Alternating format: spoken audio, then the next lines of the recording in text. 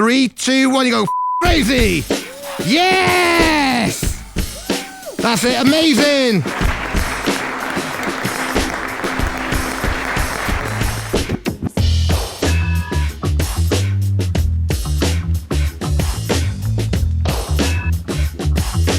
Please be aware that this video does come with a warning. If you follow me and if you like my work, if like me you love taking photographs at a 35mm focal length, especially if you're a wedding photographer or if you just want to buy a really great value super wide aperture lens, then this video may cost you money because the new Viltrox AF 35mm f1.2 lab lens is seriously impressive. And in this video, I will tell you why I think that by, as I always do, showing you lots of behind the scenes video and photographs of me using the lens outside in the real world on real shoots. I have been using this lens for a couple of weeks now, and I put it through its paces in high pressure environments, including photographing a wedding, 2 portrait shoots, and I used it throughout my 3-day Shine wedding photography workshop, and honestly, I have loved using it. Now, full disclosure, Viltrox did give me this lens to review, but as always, they gave me complete free rein to say whatever I like, and that is what I will do. I also want to say from the outset that I have been very, very excited to try this lens because 35mm has always been my favorite focal length, and to prove that, here is a clip of me from a video that I made 7 years ago. Just please excuse the hair. If you're going to take one lens to a wedding, which lens would it be? That's actually quite an easy question for me to answer because it would be the lens which I use the most on a wedding day, and that's the 35mm. And then 6 years ago, with slightly better hair, but far worse lighting, I made a full video dedicated to the reasons why I love the 35mm focal length. If I could only take one lens to a wedding, it would be the 35mm prime.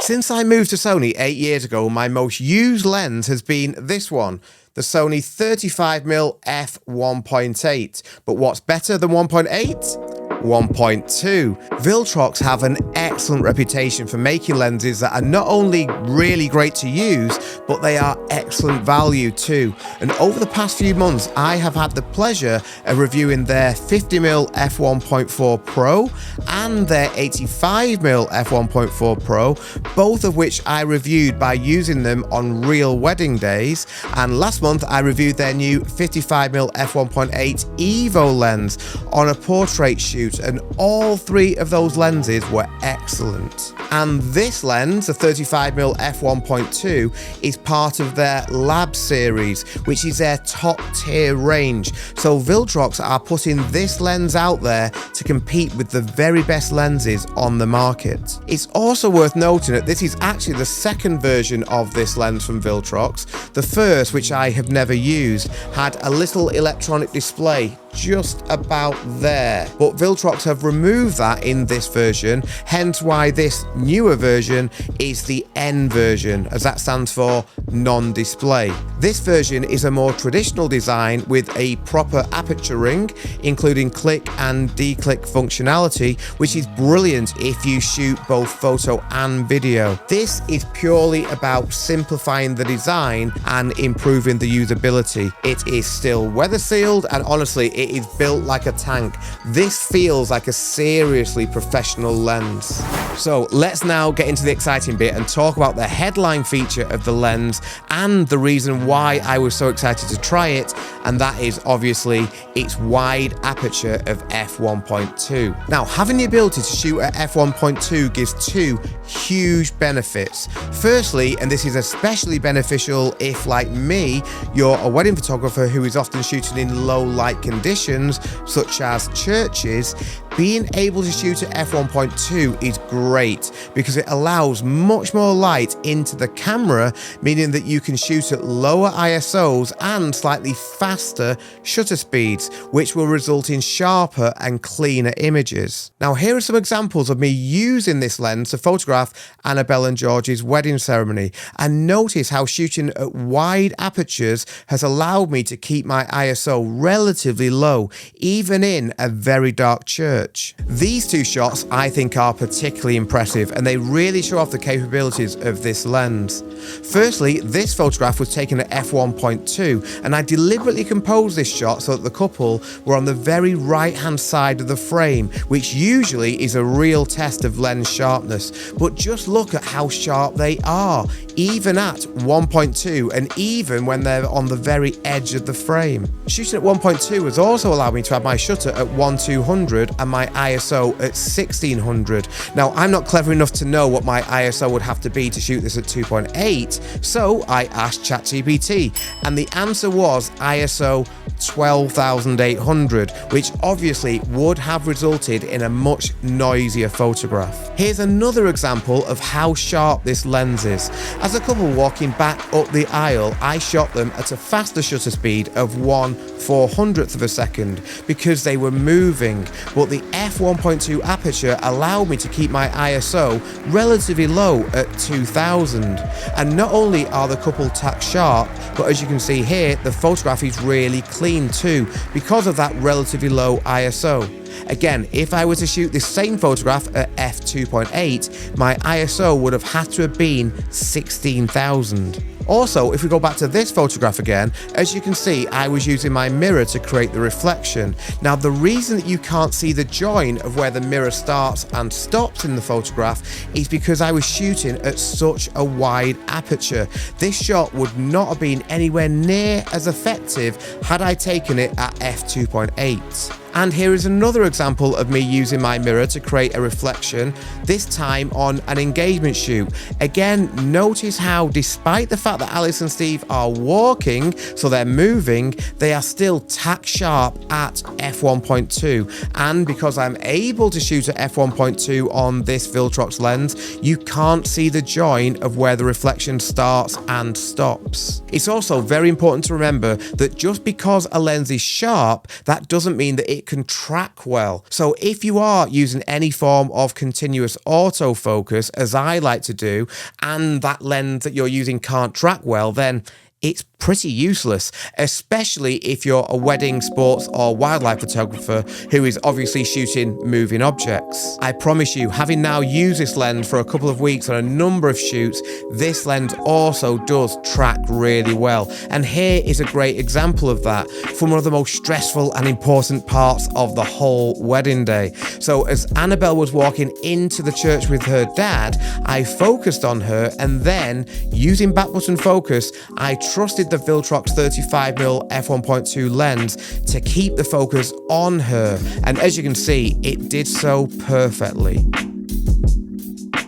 The other huge benefit, and my favorite benefit of shooting at f1.2, and this is the biggest one for me, is that it gives you a very tiny depth of field, meaning that you can melt away foregrounds and backgrounds into beautiful blur and bokeh, which is fantastic for creative portraits. Now here is an off-camera flash portrait from Annabelle and George's wedding, where I'm positioning the Viltrox 35mm f1.2 lens really close to the fairy lights that were in this bush, that's what we'll call it, just in front of my camera there. And using that f1.2 aperture meant that the foreground just blended away really nicely, and all the focus in this photograph now goes on to Annabelle and George, and those fairy lights in the foreground just give some nice context. So utilizing that 1.2 aperture was the main reason I was so excited about this lens.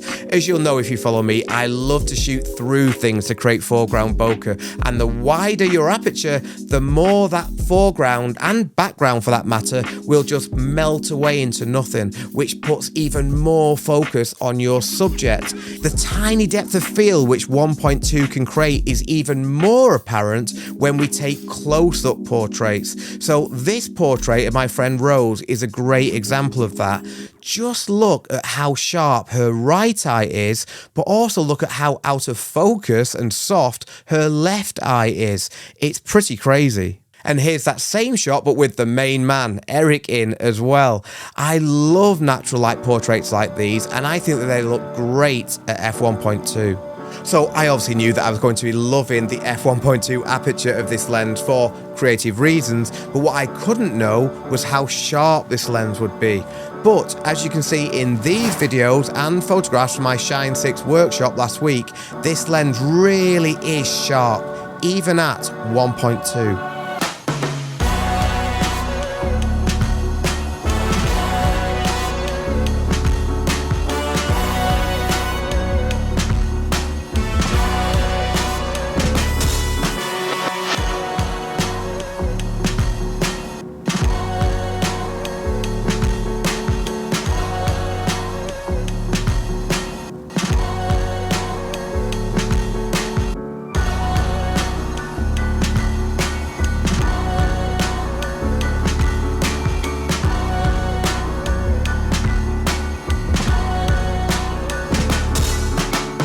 There's also something about the way that this lens renders images as well that I really like.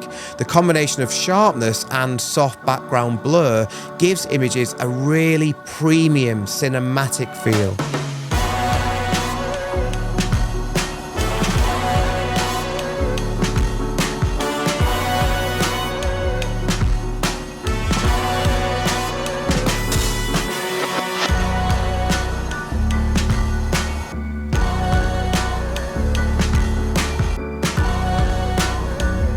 Now, let's be honest, testing the lens when taking setup portraits is one thing, but how does this perform in the cut and thrust of a real wedding day where things are happening fast and often completely out of our control? This is always the true test of a lens. It's not when we're using it in a studio where we've got full control and we've got time.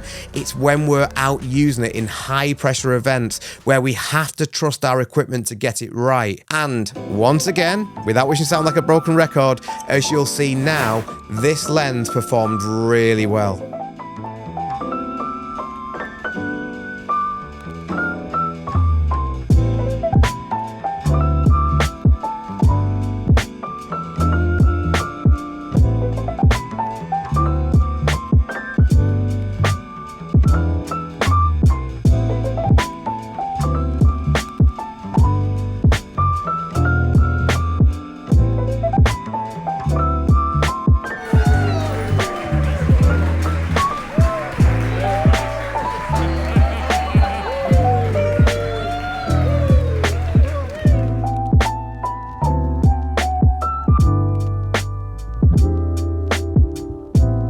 Many of these photographs were taken at f1.2, not because they needed to be, often documentary images don't need to be wide open, but because I wanted to test it so that I knew how much I could trust this lens in the future. And the Viltrox 35mm f1.2 Lab N, to give it its full name, passed the test every time.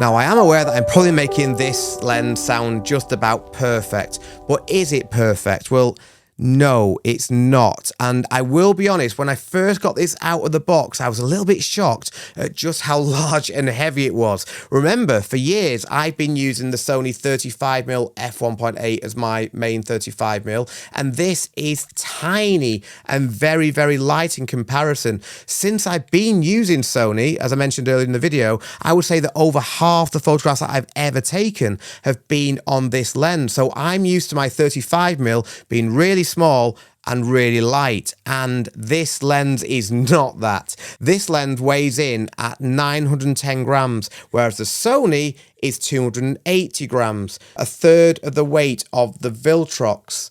And again, to be honest, I first used this lens at my Shine workshop. And when I first got this out of my bag and I showed it to the attendees, I did say that despite the fact that I really wanted to like it, on first impressions, I did not think that it would replace my Sony due to its extra size and weight. And whether that is the case in the long term, I don't know yet. But what I can say is that having now used this lens on a full day wedding and a number of shoots, for now, definitely this is my 35mm lens of choice, and by definition this will now be the lens that I use more than any other. As always, I hope you've enjoyed this video. If you have any questions at all about anything that I spoke about in this video, please let me know in the comments. Thank you for watching, and I will see you next time.